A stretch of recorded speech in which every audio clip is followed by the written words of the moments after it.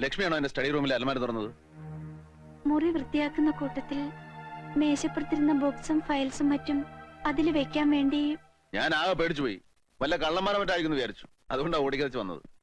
ആ അൽമാരയിൽ അലാമുണ്ട്. അത് ആര് തുറന്നാലും എനിക്ക് സിഗ്നൽ കിട്ടും. രാമ വന്നില്ലേ? ഇല്ല. പിന്നെ ഒറ്റയ്ക്കാവുമ്പോ സൂക്ഷിക്കണം. വാതിലൊന്നും തുറന്നിടരുത്. ഞാൻ മറ്റേ